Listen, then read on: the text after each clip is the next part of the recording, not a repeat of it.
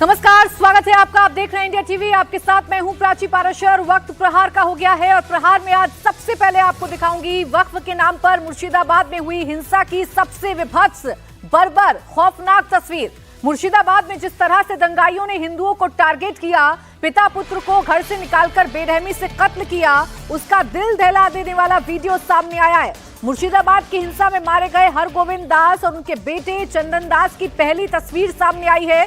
ये वीडियो हिंसा के फौरन बाद की है। 12 अप्रैल की दोपहर दंगाइयों ने मुर्शिदाबाद के जाफराबाद में हरगोविंद दास और चंदन दास की बेरहमी से हत्या कर दी थी। तस्वीर दिल दहला देने वाली है। दंगाइयों की भीड़ ने वक्फ के नाम पर विरोध प्रदर्शन के दौरान मुर्शिदाबाद के जाफराबाद में हरगोविंद दास के घर पर हमला कर दिया था। उपद्रवियों ने हरगोविंद दास और उनके बेटे चंदन दास को घर से घसीटकर निकाला।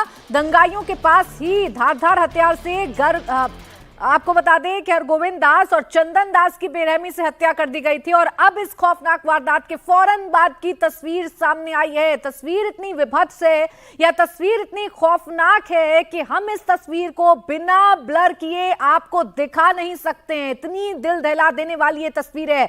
बेरहमी कैसी की गई, कैसे खौफनाक मंजर जाफराबाद में उस वक्त रहा होगा जब इन दोनों बाप बेटों को घर से निकालकर धारदार हथियार से हमला किया गया। खून ही खून चारों तरफ नजर आ रहा है। इन दोनों बाप बेटों को निशाना बनाया गया। दंगाइयों ने इनकी हत्या कर दी। हालांकि दोनों आरोपियों को बंगाल पुलिस ने पकड़ जरूर लिया है, लेकिन मुर्शिदाबाद के कई ऐसे दाग हैं या मुर्शिदाबाद की कई ऐसी तस्वीरें हैं जो दिल को दहला देने वाली हैं। खून में लथपथ पिता पुत्र की तस्वीर देखकर आप भी जाहिर बात है कि सहम जाएंगे। मुर्शिदाबाद में जिस तरह से दंगाइयों ने हिंदुओं पर टारगेट अटैक किया वो पूरा देश देख रहा है। ममता सरकार पर सवाल उठ रहा है। 12 अप्रैल को जिस बेरहमी के साथ दंगाइयों ने हरगोविंद दास और चंदन दास का मर्डर किया वो रोंगटे खड़े करने वाला है। यह तस्वीर अटैक के फौरन बाद की है। चंदन दास बुरी तरह से घायल, खून से लथपथ सड़क किनारे पड़े हैं, जबकि थोड़ी ही देर पर उनके पिता हरगोविंद दास की डेड बॉडी पड़ी है। तस्वीरें इतनी विभत्स हैं कि यह तस्वीर बिना ब्लर किए मैं आपको दिखा नहीं सकती हूं। पुलिस ने इस मामले में अब तक 4 लोगों को अरेस्ट किया है। वारदात का मास्टरमाइंड भी अरेस्ट हो चुका है। लेकिन सवाल यह है कि आखिर दंगाइयों की इतनी हिम्मत कैसे हो गई कि उन्होंने इस खौफनाक वारदात को अंजाम दे दिया। घर में घुसे, चंदन दास और उनके पिता को बाहर खींचकर निकाला और उनकी बेरहमी से सरेराह हत्या कर दी गई। सवाल यही है कि क्या बंगाल में कानून व्यवस्था का कोई खौफ इन उपद्रवियों के अंदर नहीं था जो इस तरीके की वारदात को अंजाम दिया। जिस चंदन दास को भीड़ ने पीट पीट कर मार डाला, उनका एक बेटा है जिसकी उम्र 13 साल है। अब जरा सोचिए उस बच्चे का अब क्या होगा। हरगोविंद और चंदन दास के परिवार को ममता सरकार ने मुआवजा देने की कोशिश भी की थी, लेकिन उन्होंने लेने से मना कर दिया। दास फैमिली इंसाफ मांग रही है, दोषियों को कड़ी से कड़ी सजा देने की मांग कर रही है।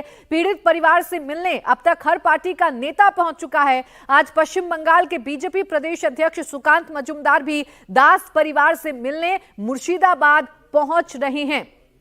हिंदू परिवार के घर में घुसकर पहले 12 अप्रैल को दोपहर दंगाइयों की भीड़ ने जबरन उन्हें घर से निकाला, धारदार हथियार से हमला किया गया और उसके बाद की तस्वीरें ऐसी हैं जो खौफनाक हैं। खौफनाक मंजर जिसे आपको स्पष्ट दिखाया भी नहीं जा सकता। बिना ब्लर किए तस्वीरें शायद आप देख नहीं पाएंगे।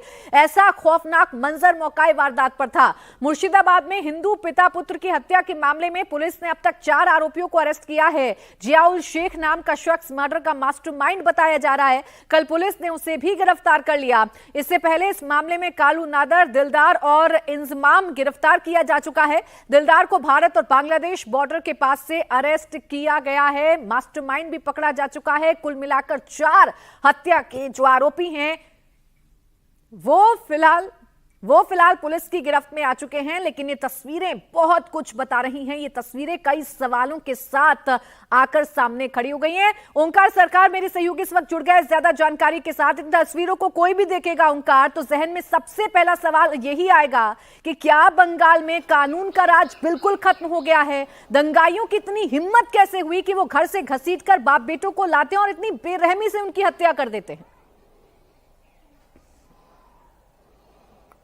देखिए, पिछले शनिवार के घटना ये है, पिछले 12 तारीख की घटना है दोपहर को। जैसे कि ये हरगोविंदो दास का घर है और उसके घर के अंदर से उनके बेटे चंदन दास और हरगोविंदो दास दोनों को घसीटते हुए बाहर निकाला जाता है। और घसीटते हुए बाहर निकालने के बाद ये जो जगह है, मैं दिखाने की कोशिश करूंगा प्राची, कि इसी जगह पर लाकर यहाँ पर बेरहमी से कत्ल कर दिया गया चंदन दास और उनके पिता हरगोविंदो दास का। हालांकि इसी जगह पे 3 दिन पहले फॉरेंसिक का टीम भी पहुंची थी, तो इसी को लेकर भी सवाल पैदा हुआ था कि लगभग 7 दिन बाद फॉरेंसिक टीम आया, जबकि यहाँ पर जितने भी यहाँ पर एविडेंस रहे होंगे वो तो काफी ज्यादा टेम्पर हाउस भी हो सकता था। ये सवाल भी जरूर पैदा होता है। तो इसी जगह पर जो वीडियो हम लोग इस वक्त टीवी के स्क्रीन पर देख रहे हैं वो इसी जगह के वीडियो है, जहां पर इसी जगह पर धारदार हथियार से चंदन दास और उनके पिता हरगोविंदो दास की हत्या कर दी गई। यानी कि घर से सिर्फ कुछ ही कदम दूरी पर यह घटना हुई। ये है हरगोविंदो दास के घर और उनके घर से घसीटते हुए निकाला गया उन्हें। उनका घर का थोड़ा हालत दिखाने की कोशिश करूंगा। फिलहाल तो लगता है कोई घर पर इस वक्त कोई नहीं है। ये घर का हालत थोड़ा दिखाने की कोशिश करूंगा कि इस घर को किस तरह से तोड़फोड़ की गई है, ये दिखाने की कोशिश करूंगा। ये घर का जो मेन दरवाजा है, ये दरवाजा पूरी तरह से टूटी हुई है और इनके अंदर से उनका हरगोविंदो दास, जिनका उम्र लगभग 70 साल से ज्यादा है, उनका बेटा चंदन दास जिसका उम्र 40 साल से ज्यादा है, उनको घसीटते हुए निकाला गया दंगाई द्वारा और निकालते हुए इसी घर से कुछ ही मीटर दूर पर उनका हत्या कर दी गई। हालांकि इस घटना में अभी तक 4 लोगों की गिरफ्तारी हो चुकी है, जिसमें से दिलदार नादाब और उनके भाई कालू नादाब, इसके अलावा इंजमाम उल हक और इसके साथ साथ परसों देर रात तक और एक शख्स को गिरफ्तार किया गया है जिसका नाम जियाउल हक है। और जहां तक पुलिस का कहना है कि ये जियाउल हक ही सबसे बड़ा मास्टरमाइंड था इस मर्डर के पीछे। लेकिन इस मर्डर के पीछे क्या है उनका मोटिव, यही जानने की कोशिश फिलहाल एसआईटी के द्वारा किया जा रहा है। इसके अलावा और भी कई लोगों को इस पूरी घटना में डिटेन किया जा चुका है और डिटेन करने के बाद उनसे पूछताछ किया जा रहा है। क्या था उनका मोटिव वो भी पूछा जा रहा है। तो फिलहाल मैं और एक बार दिखाने की कोशिश करूंगा। ये है हरगोविंदो दास का घर। अभी इस वक्त तो घर पे कोई नहीं है, लेकिन ये घर पूरा दरवाजा जो है, पूरा दरवाजा टूटा हुआ पड़ा हुआ है और इसी घर के अंदर से पिता और पुत्र दोनों को बाहर निकाला जाता है दंगाई द्वारा। और बाहर निकालने के बाद इस घर से मैं यहां से पैदल चल के दिखाने की कोशिश करूंगा। कुछ ही मीटर दूर इस जगह पर लाया जाता है पिता और पुत्र को और यहीं पर हत्या कर दी जाती है। जो टीवी स्क्रीन पर हम लोग इस वक्त विजुअल देख पा रहे हैं वो यही जगह है जहां पर हरगोविंदो दास और उनके बेटे चंदन दास को बेरहमी से कत्ल कर दिया जाता है धारदार हथियार से। तो कहीं ना कहीं तो ये सवाल जरूर पैदा होता है कि क्या प्रशासन क्या कर रहा था। हालांकि उनके घर से लगातार ये बोला जा रहा था कि 4 घंटे तक पुलिस को फोन करते रहे, लेकिन कोई पुलिस प्रशासन के कोई भी मौके पर नहीं पहुंचा। अगर ठीक टाइम पे पहुंच जाते तो इतना बड़ा हादसा नहीं होता, कम से कम उनको अस्पताल तो पहुंचाया जा सकता था। यही सवाल लगातार परिवार की तरफ से इस वक्त उठाया जा रहा है, क्योंकि ये बहुत ही बेरहमी से यहाँ पर कत्ल कर दिया गया। तो इनके पीछे जो भी मोटिव हो, लेकिन ये पूरी घटना तो प्रशासन की तरफ उंगली उठाते ही है कि प्रशासन उस वक्त ठीक कहा था। बिल्कुल ओंकार, ये फेल्योर है, ये लापरवाही है और इस लापरवाही और इस फेल्योर ने 2 लोगों की जान ले ली। अभी अगर पीड़ित परिवार की बात करें ओंकार, तो सरकार की तरफ से क्या पीड़ित परिवार से कोई बातचीत करने की कोशिश की गई? मुआवजे को ठुकरा दिया है पीड़ित परिवार ने, लेकिन कैसे राहत देने की कोशिश की जा रही है परिवार को? देखिए, परिवार तो इस वक्त बहुत ही चिंता में है, क्योंकि यहाँ पर परिवार के लोग फिलहाल तो नहीं है और परिवार को मुआवजा भी दिया जाने की कोशिश किया गया था सरकार की तरफ से। हालांकि उनके जो पत्नी है उन्होंने इनकार कर दिया कि उनको मुआवजा नहीं चाहिए, उनको सिर्फ और सिर्फ इलाके में शांति चाहिए। और इस घटने के पीछे यानी कि उन पारुल दास के जो हस्बैंड है यानी कि हरगोविंदो दास और उनके बेटे चंदन दास को जो लोग हत्या की है, उनको जल्द से जल्द कड़ी से कड़ी सजा मिले, यही मांग लगातार कुछ ही मीटर की दूरी पर घर के 2 लोगों की हत्या हो जाए, नृशंस हत्या हो जाए, बेरहमी से उपद्रवी उन्हें धारदार हथियार से काट डालें, तो पीड़ित परिवार पर क्या गुजर रही होगी ओंकार, ये सोचना मुश्किल नहीं है। शुक्रिया आपका हमारे साथ जुड़ने के लिए, तमाम जानकारी हमें देने के लिए। तो एक तरफ हिंसा के दिल दहला देने वाले वीडियो सामने आ रहे हैं, तो दूसरी तरफ आज मुर्शिदाबाद हिंसा को लेकर कुछ ही देर में सुप्रीम कोर्ट में भी सुनवाई शुरू होगी। पश्चिम बंगाल के मुर्शिदाबाद में हुई हिंसा की एसआईटी जांच की मांग को लेकर आज सुप्रीम कोर्ट सुनवाई करेगा। याचिका एडवोकेट शशांक शेखर झा ने दायर की है, जिसमें मांग की गई है कि हिंसा की जांच सुप्रीम कोर्ट की निगरानी में की जाए। केंद्रीय मंत्री सुकांत मजूमदार आज हिंसा के पीड़ित परिवारों से मिलने मुर्शिदाबाद जा रहे हैं। इधर बीजेपी नेता सुवेंदु अधिकारी ने बंगाल में हिंदुओं पर हो रहे हमले की एनआईए जांच की मांग कर दी है। मुर्शिदाबाद हिंसा को लेकर ममता बनर्जी सवालों के घेरे में हैं। सीपीएम ने भी ममता बनर्जी पर बड़ा हमला करते हुए ममता को आरएसएस की दुर्गा कहा है। इधर 11 और 12 अप्रैल को धुलियान में हुई हिंसा के बाद मुर्शिदाबाद से मालदा पलायन कर गए हिंदू परिवारों को वापस मुर्शिदाबाद लाया जा रहा है। उन्हें पुनर्स्थापित करने की जो कोशिश है वो लगातार की जा रही है। तो मुर्शिदाबाद में दंगा पीड़ितों की घर वापसी और दंगे पर हो रहे सियासत के बीच आज सबकी नजर सुप्रीम कोर्ट पर है। आज ये तय होना है कि दंगे की जांच के लिए सुप्रीम कोर्ट की निगरानी में एसआईटी का गठन होगा या नहीं। सुप्रीम कोर्ट के वकील शशांक शेखर झा द्वारा दायर याचिका में राज्य की कानून व्यवस्था पर सवाल उठाए गए हैं। सुप्रीम कोर्ट के रिटायर्ड जज की अध्यक्षता में 5 सदस्यों वाले न्यायिक जांच आयोग के गठन की मांग भी की गई है। मामला जस्टिस सूर्यकांत और जस्टिस एनके सिंह की बेंच में लिस्टेड है। और आज सुप्रीम कोर्ट क्या कहेगा या सुप्रीम कोर्ट किस तरीके से इस मामले को देखता है, इस पर सभी की निगाहें टिकी हुई हैं, क्योंकि मुर्शिदाबाद हो, जाफराबाद हो, धुलियान हो, चाहे घोषपाड़ा हो, हर जगह डर का माहौल जो है वो कायम है। मुर्शिदाबाद में अब पलायन करने वाले लोगों को वापस लाने की कोशिश की जा रही है। हिंसा के बाद मालदा भागे हिंदुओं की नाव वापस मुर्शिदाबाद के किनारे पहुंच रही है। मालदा के रिलीफ कैंप से शरणार्थी अपने घर लौट रहे हैं, लेकिन अब भी उनके मन में बीते हफ्ते हुए हिंसा का भय कायम है। मालदा से लौटे कुछ पीड़ित परिवारों का आरोप है कि उन्हें जबरन मुर्शिदाबाद वापस भेजा जा रहा है। उन्हें डर है कि उनकी नाव तो किनारे पर आ चुकी है, लेकिन यहां से उतरकर अब वो कहां जाएंगे। मालदा से लौटी चिंतामणि के घर में ना तो अनाज बचा है और ना ही पैसे बचे हैं। दंगाइयों ने इनके घरों में जमकर लूटपाट की है। मुर्शिदाबाद से बेघर हुए लोग फिर से वापस आ रहे हैं मुर्शिदाबाद में, और जैसे कि देखा जा रहा है इस नाव के सहायता से सभी लोगों को धीरे धीरे वापस अपने घर पे लाया जा रहा है। इसके अलावा जितने भी लोग एक एक करके यहाँ पर लाया गया है, पुलिस की सहायता से उनको सभी को घर वापस जाने के लिए सभी व्यवस्था यहाँ पर सरकार की तरफ से की गई है। और जैसे कि देखा जा रहा है यहाँ से महिला, इसके साथ साथ बच्चे जितने भी है वो सभी वापस अपने घर के लिए आ रहे हैं, क्योंकि पिछले 11 और 12 तारीख को लगातार हिंसा मुर्शिदाबाद के अलग अलग हिस्सों में हुआ था, और उसके बाद बेघर हुए लोग सीधा पहुंच गए थे मालदा डिस्ट्रिक्ट पर, और मालदा डिस्ट्रिक्ट के पारलालपुर हाई स्कूल पर रुके हुए थे। तो जैसे कि देखा जा रहा है धीरे धीरे जितने भी लोग मुर्शिदाबाद से बेघर हो गए थे उन्हें वापस अपने घर पर लाया जा रहा है पुलिस की मदद के साथ।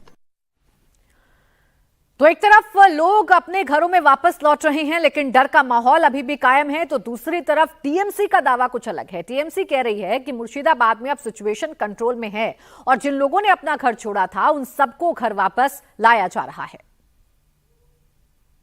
तो टोटल बोला 200 प्लस होगा, ठीक है, 200 प्लस सब का जो था 200-250 सभी आ रहा है। 11 को हुआ जो वो दुर्भाग्य घटना है। जो यहाँ का जो आम आदमी का जो नेचर है ये पीसफुल आदमी है, सब एक साथ मिलजुल के रहता है।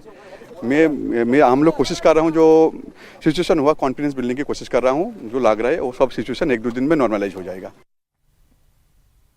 पलायन करने वाले लोग लौट तो रहे हैं, लेकिन वो अभी भी डरे हुए हैं। उसकी वजह क्या है, इन तस्वीरों को देखकर समझा जा सकता है। ये मुर्शिदाबाद के धुलियान में एक टीचर के घर की तस्वीरें हैं। 12 अप्रैल को उपद्रवियों ने घर को आग के हवाले कर दिया था, और हैरानी की बात तो यह है कि टीचर शुभांकर दास का स्टूडेंट भी उपद्रवियों में शामिल था। शमशेरगंज थाने के दासपाड़ा 16 नंबर वार्ड, और ये जो घर है ये शुभांकर दास का है। पेशे से वो एक टीचर है। उनके घर पर पिछले 12 तारीख को लगातार अटैक हुआ। एक बार दो बार नहीं, लगातार 3 से 4 बार अटैक हुआ, और पूरी मॉब, लगभग एक मॉब 400 से 500 लोग आए और उनको घर पर तोड़फोड़ की और पेट्रोल जलाकर पूरा घर को एकदम तहस नहस कर दिया है। घर पर और कुछ भी नहीं है। उनके जितने भी किताबें थे, जितने भी नोट्स थे पढ़ाई के लिए, सब कुछ जला दिया गया। शुभंकर दास हमारे साथ हैं, उनसे बात करेंगे। शुभंकर जी, उस दिन क्या हुआ था? उस दिन सुबह 8:30 से लेकर 1:30 बजे तक मेरे घर में 4-5 बार अटैक हुआ था। उस अटैक में जो लोग है उसमें से एक मेरा स्टूडेंट भी था। मैं क्या बोलूं उसके लिए, तो आपका लोगों का डर, मुर्शिदाबाद के हालात आपने सब देख लिए, लेकिन अब मुर्शिदाबाद प्रशासन का दावा सुनिए। उनका दावा है कि हिंसा के मामले में अब तक 153 एफआईआर दर्ज की गई हैं, 292 आरोपियों को अरेस्ट किया जा चुका है। हिंसक प्रदर्शन के दौरान जाफराबाद के पिता पुत्र की हत्या के आरोप में चौथी गिरफ्तारी हो चुकी है। वहीं आज कलकत्ता हाईकोर्ट भी हिंसा प्रभावित इलाकों में केंद्रीय बलों की तैनाती को लेकर फैसला सुनाएगा। पिछली सुनवाई में 3 सदस्यों वाले पैनल को हिंसा प्रभावित इलाकों में जाने का निर्देश दिया गया था। 12th इवनिंग के बाद कोई मेजर इंसिडेंट कुछ नहीं हुआ है। भी डरे हुए हैं, पुलिस ठीक तरीके से ये नहीं कर रहा है, उनका सुरक्षा नहीं दे पा रहा है। तो ऐसा तो मुझे नहीं लगता है और कोई ऐसा बोला नहीं। 292 arrest we have done and 153 case तो मैंने पहले ही बोल चुका हूँ। सर, ये नया काल जो अरेस्ट हुआ है एक्चुअली ही इज फ्रॉम शुलीतौला। वो भाग गया था, छापरा से पकड़ के लेके आया। हिंसा के बाद अब पुलिस एक्शन में आने का दावा कर रही है, तो सीएम ममता बनर्जी बीजेपी के निशाने पर हैं। केंद्रीय मंत्री और पश्चिम बंगाल बीजेपी अध्यक्ष सुकांता मजूमदार आज हिंसा प्रभावित परिवारों से मिलने मुर्शिदाबाद पहुंच रहे हैं, तो नेता प्रतिपक्ष शुवेंदु अधिकारी ने हिंसा की एनआईए जांच की मांग की है। हम लोग भारतीय संस्कृति और हिंदू सनातन संस्कृति को जिंदा रखने के लिए काम कर रहा है। बंगाल में हिंदू खतरे में है। हम लोग हिंदू जो अत्याचारित है उनको प्रयार करने के लिए यहाँ एक बड़ा धार्मिक कार्यक्रम का यहाँ का जो हिंदू ऑर्गेनाइजेशन वो लोग अरेंज किया है। हम लोग पूरा ताकत से सब लोग पार्टिसिपेट करने का आज सिद्धांत तो ले लिया है। We want NIA. The state police is fully responsible for this kind of brutal killing. They are responsible. Entire Bengal want NIA should come and take up the case. नहीं, बांग्लादेश की स्थिति तो अब सबको पता है, वो तो अलग देश है। ममता बनर्जी तो बांग्लादेश को अभी एक्सपोर्ट करके मुर्शिदाबाद में लिया है ना। तो हिंदुओं का खून पश्चिम बंगाल में ही हो रहा है। अब आप बांग्लादेश की तरफ देखने की जरूरत नहीं पड़ेगी। बांग्लादेश वर्शन लाइट ममता बनर्जी ने पश्चिम बंगाल में बना दिया है ऑलरेडी। आगे बढ़ेंगे, अब बात करेंगे राहुल गांधी की, जिनके अमेरिका दौरे पर दिए गए बयान पर फिर घमासान मच गया है। राहुल गांधी ने अमेरिका की धरती से सीधे सीधे चुनाव आयोग पर सवाल उठाया, तो बीजेपी ने उन पर करारा पलटवार किया। बीजेपी सांसद संबित पात्रा ने राहुल गांधी को गद्दार करार दे दिया। संबित पात्रा ने कहा कि राहुल नेशनल हेराल्ड केस में ईडी का गुस्सा इलेक्शन कमीशन पर उतार रहे हैं। संबित पात्रा ने कहा कि चुनाव आयोग पर सवाल उठाने वाले राहुल को याद रखना चाहिए कि वो नेशनल हेराल्ड केस में 50,000 रुपए के बेल पर हैं। वो कुछ भी कर लें, राहुल और सोनिया गांधी इस केस में बच नहीं पाएंगे। विदेश की भूमि में जाकर भारत पर इस प्रकार हमले करने वाला राहुल गांधी याद रखे कि वो 50,000 की बेल पर बाहर है। वो गुनहगार है, वो भ्रष्ट है, उसने चोरी की है, डकैती की है। नेशनल हेराल्ड का केस चोरी का केस नहीं है, डकैती का केस है। 5,000 करोड़ की प्रॉपर्टी का मात्र 50 लाख रुपए देकर और 440 करोड़ रुपए का इनकम टैक्स गबन करके उसे चोरी और भ्रष्टाचारी नहीं कहते हैं, वो डकैती होती है। मां बेटे ने डकैती की है और डकैती करने के बाद इनकी इतनी हिम्मत है कि विदेश की भूमि में जाकर आप हिंदुस्तान के लोकतंत्र के ऊपर उंगली उठाते हैं। राहुल गांधी, आपसे नहीं हो पाएगा हिंदुस्तान में राजनीति, तो जाकर के किसी और देश से चुनाव लड़िए। मगर जिस थाली में खाते हैं, अगर उस थाली में आप छेद करेंगे तो आप देशद्रोही कहलाएंगे। You are traitor.